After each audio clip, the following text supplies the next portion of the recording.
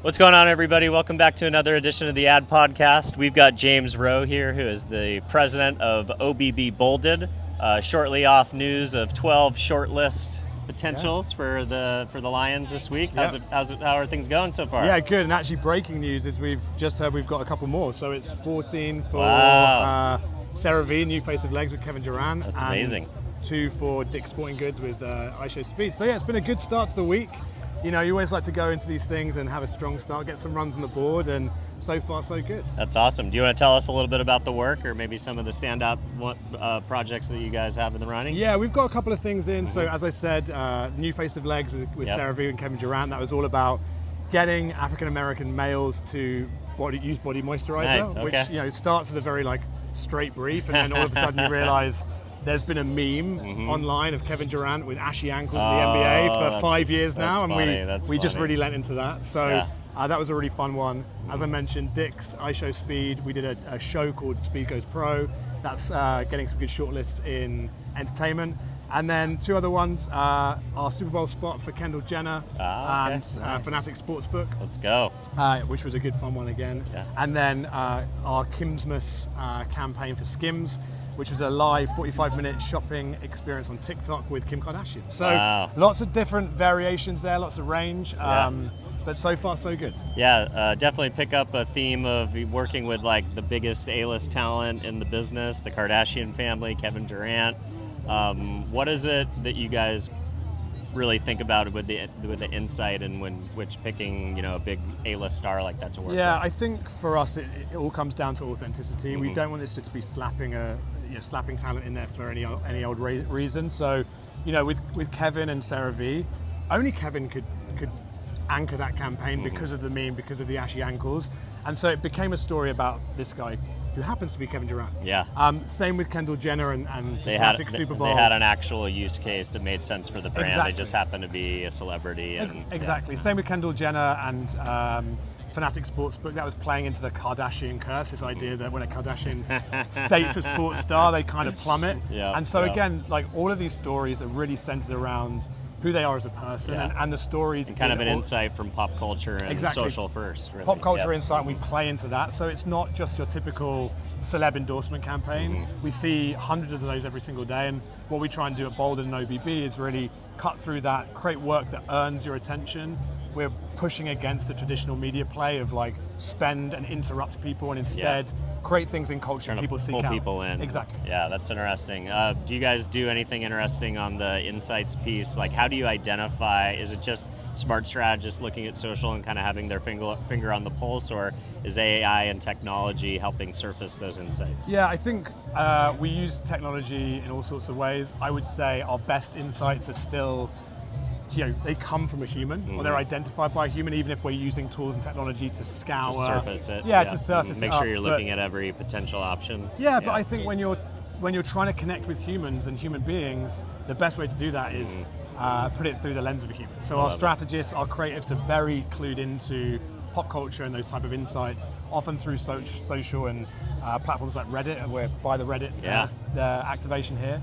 But it's really a human endeavor. I love it. So what else is on the menu this week? Are you doing any thought leadership yourself? Yeah, I'm actually on our way to Sport Beach to do a panel on fandom and engagement. I think there's lots of talk here this week about fandom, fan engagement, and so I'll be speaking at CMO Roundtable there.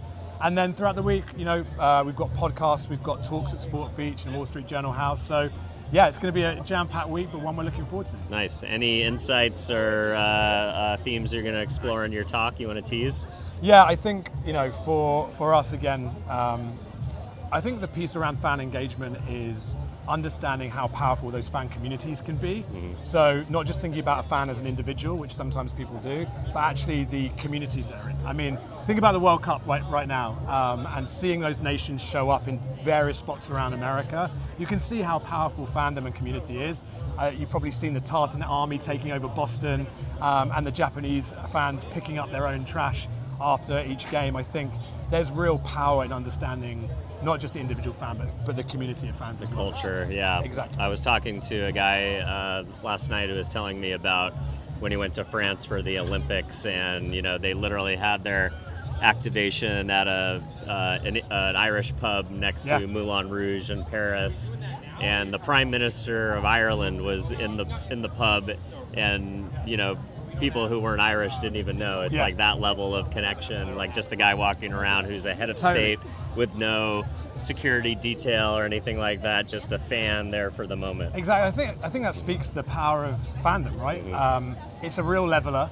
You can look at all the demographic data you could ever wish for, but ultimately a sports team, a nation can unite these very disparate people in a really engaged and passionate way. I don't think there's a more passionate and empowered and engaged person than a sports fan. Yeah.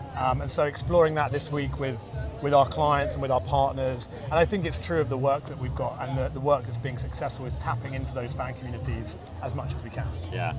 You're going over to Sport Beach. LinkedIn is doing a huge activation Yeah. around bringing athletes into their platform as creators. What do you think it is about athletes that people really are leaning in, and that's becoming such a, I mean, it's always been a part of endorsements, but it feels like working with athletes has never been more popular. Is it because sports are going global, things like World Cup and LA 28 coming up? Sports betting, you guys work with a sports betting client. People are more engaged than ever because of the frictionlessness of sports betting, and you can bet on these micro moments. So when you have skin in the game, you're paying attention more. You have a little bit more, you have something on the line, so to speak. So it's a different level of engagement. Are you guys seeing that showing up in the data? Yeah, I think that word engagement is critical here. I think given the proliferation of social, both at a league level, a team level, and a personal level, I think we've developed these parasocial relationships with athletes. We're seeing them, yes, on the biggest stage, but we're also seeing in the locker room, we're seeing them at home. We've developed these 360 relationships with these athletes, and I think that's why it's so powerful, because at a macro sense, yes, they're leading your favorite sports team out, but at a personal micro level, we're seeing their everyday lives, and I think people are fascinated by that. And so I think they offer a real wide range of engagement opportunities for brands and for connection with other fans. And so I think that's why, we walk up and down the Croisette this week, we're going to see athletes of all different shapes and sizes, from Olympians to NBA stars to quarterbacks, all here because of that kind of power of that relationship. Yeah. You talked a little bit about the idea of doing content that is not content that you're interrupting people to watch.